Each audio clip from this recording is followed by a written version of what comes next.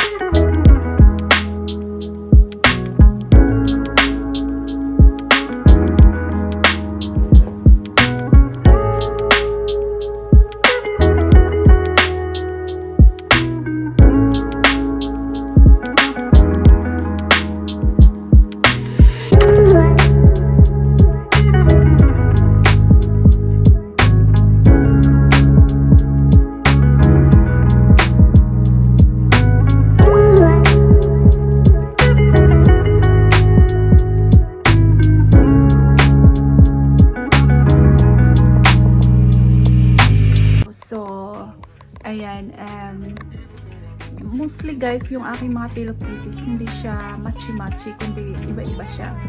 Overall, vibes in this room. So, yeah, I hope you're gonna like the outcome.